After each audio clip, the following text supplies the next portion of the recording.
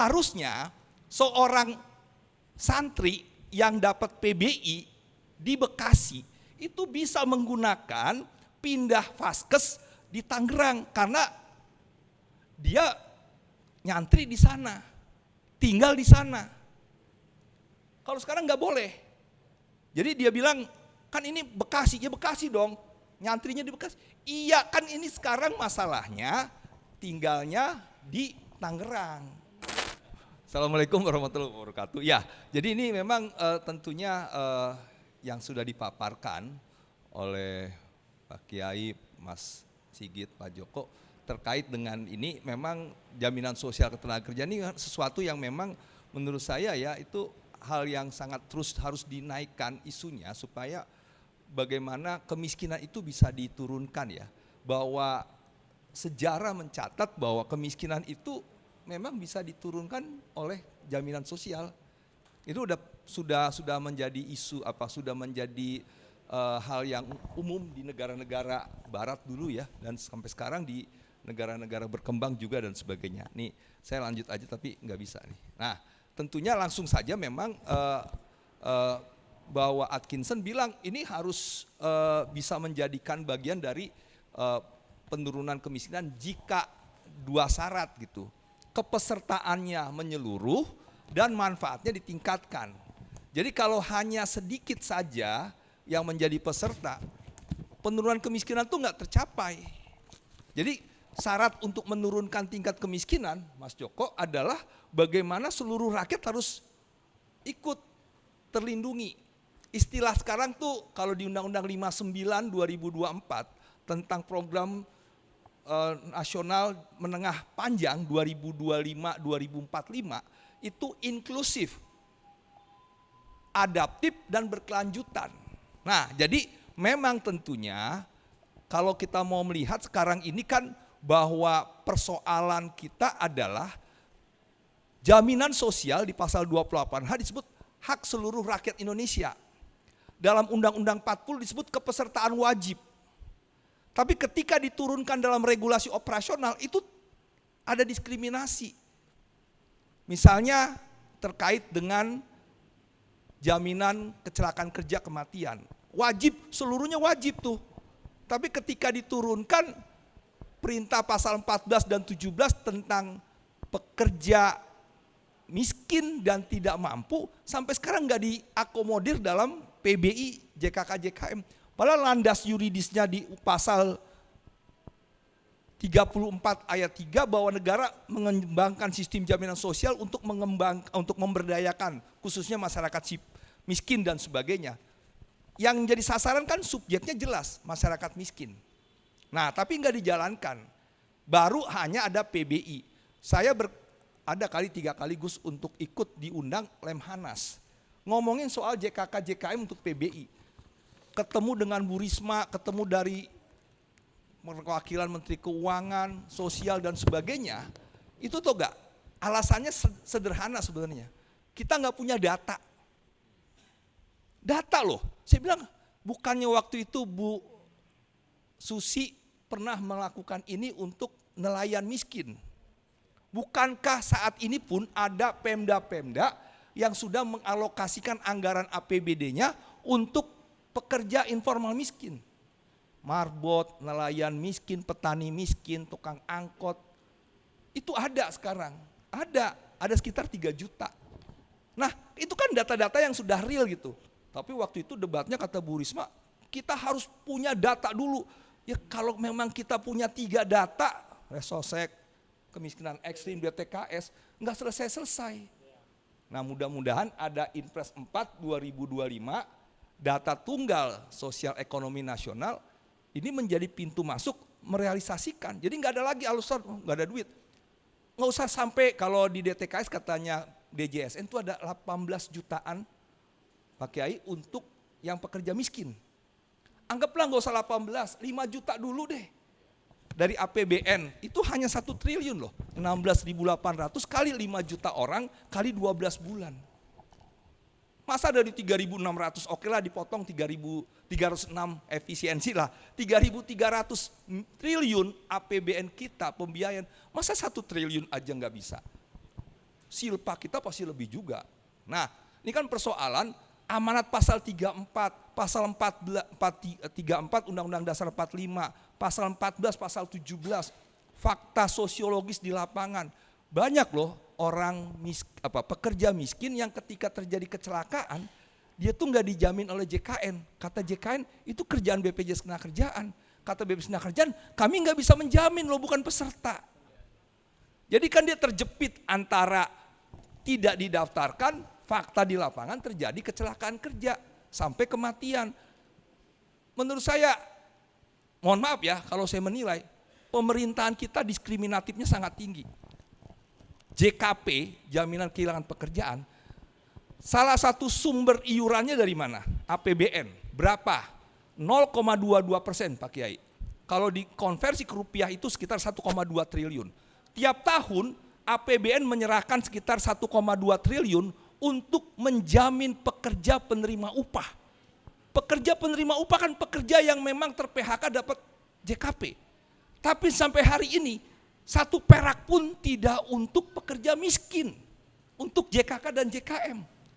Padahal pasal 34 jelas mengembangkan sistem jaminan sosial untuk siapa? Memberdayakan masyarakat yang miskin, bukan untuk PPU. Ini sebuah diskriminasi yang kasat mata gitu loh. Yang menurut saya, oke deh, kita enggak minta supaya yang JKP itu 0,22 dicabut, enggak. Didaftarkan aja yang miskin ini gitu loh.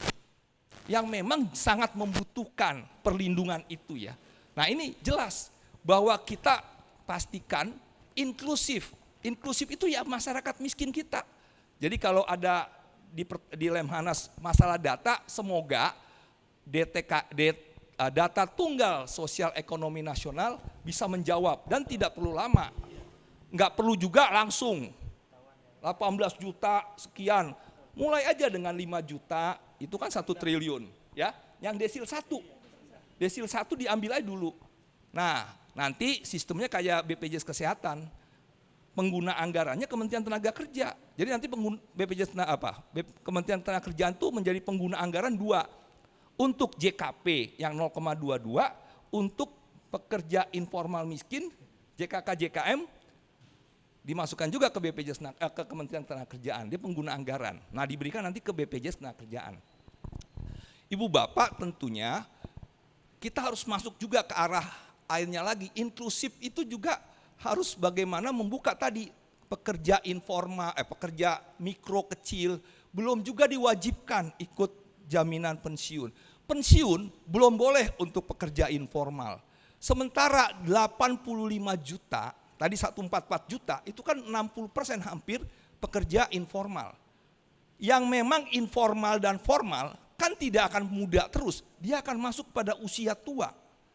Ketika negara hanya men-setting jaminan pensiun hanya untuk pekerja formal, maka pekerja informal akan tereliminasi, termarginalkan di masa tuanya. Oleh sebab itu, bagaimana juga jaminan pensiun itu harus dibuka untuk pekerja informal. Betul, Perpres 109 2013 pasal 8 ayat 2 membolehkan. Tapi ini enggak dijalankan. Ada substansi hukum yang dibuat oleh pemerintah, tapi enggak dijalankan oleh struktur hukum, yaitu pemerintah sendiri. Aneh. Nanti teman-teman bisa buka Perpres 109 2013 pasal 8 ayat 2. Informal itu dapat menjadi peserta jaminan pensiun. Artinya apa? Saya pekerja penerima upah, saya ter-PHK, sekarang banyak ter-PHK Pak Kiai. Artinya apa? Ketika saya ter-PHK, saya tidak bisa ikut lagi jaminan pensiun. Sementara jaminan pensiun mensyaratkan minimal 15 tahun masa iur untuk mendapatkan manfaat pasti. Manfaat pasti itu yang bulanan. Kalau di bawah 15 tahun mengiur, kita dapat lamsam, sama seperti JHT. Yang kita harapkan, JHT lamsam, jaminan pensiun reguler tiap bulan, kayak pegawai negeri. Nah, ini yang harus juga didorong ketika ada pekerja formal ter-PHK, Seritek maupun pekerja-pekerja lainnya. Kalau informal bisa dibuka untuk jaminan pensiun, dia bisa mengikuti lagi dirinya. Saya buka warung, tapi saya mampu membayar iuran, misalnya di Jakarta 5 juta, 3% kali 5 juta kan 150 ribu. karena saya sadar masa depan saya harus dijamin pensiun saya, harus dijamin oleh jaminan hari tua, dijamin pensiun, saya daftar melanjutkan iuran 150, kan harusnya dibolehkan. Nah ini tapi tidak boleh. Jadi jaminan sosial menjadi bagian yang bisa menurunkan tingkat kemiskinan, tapi negara masih mendiskriminasi. Tadi jaminan pensiun boleh, JKK JKM untuk informal miskin belum dibuka, kemudian juga mikro kecil tidak wajib ikut jaminan pensiun, sehingga kalau kita lihat sekitar 14 juta peserta jaminan pensiun, pekerja informal masih pekerja mikro dan kecil masih sedikit. Padahal kan mereka juga akan pensiun. Nggak mungkin mereka akan muda terus. Nah, demikian juga dengan program-program lainnya ya. Nah, jadi kembali masalah jaminan sosial ini menurut saya harus inklusif, adaptif dan berkelanjutan. Nah, misalnya kita masuk kesehatan nih. Nah ini juga kami jaringan perlindungan anak bangsa, itu juga selaras dengan apa yang waktu kita diskusikan di konferensi besar. Kan ada PBI, penerima bantuan iuran dari Pemda. Ketika ada orang tua dapat PBI, anaknya dapat PBI daerah, misalnya di Bekasi, dia nyantri ke Tangerang. PBI-nya ini nggak bisa dimasukin ke sana, karena Pemdanya beda. Kan saya bilang prinsipnya kan salah satu portabilitas. Portabilitas kan portable, bisa dipakai di mana aja. Harusnya seorang santri yang dapat PBI di Bekasi itu bisa menggunakan pindah vaskes di Tangerang karena dia nyantri di sana, tinggal di sana. Kalau sekarang nggak boleh. Jadi dia bilang, kan ini Bekasi, ya Bekasi dong, nyantrinya di Bekasi. Iya kan ini sekarang masalahnya tinggalnya di Tangerang, domisilinya. Jadi saya berharap ya pemerintah daerah juga gini, kalau saya kepikirannya gini, wah itu sih memang kalkulasi uang aja, Pemdanya membayarkan, masuknya ke puskesmas milik Pemda. Kalau yang di sana kan bukan Pemda Bekasi. Ya kan? Nah ini juga yang mau saya katakan, pemerintah patuh dong pada regulasinya yang Anda buat sendiri, yaitu prinsipnya SJSN itu salah satunya portabilitas. Ketika ada santri didaftarkan PBI daerah di Bekasi, dia nyantri ke Tangerang, harusnya boleh. Dia boleh. Kalau sekarang nggak boleh. Artinya apa? Ketika anak ini sekolah nyantri di Tangerang, dia sakit. Masa dia pulang ke Bekasi? Kan nggak masuk logika, orang sakit di sana gitu loh. Nah jadi tentunya koreksi-koreksi yang harus kita lakukan secara konstruktif ini seperti ini.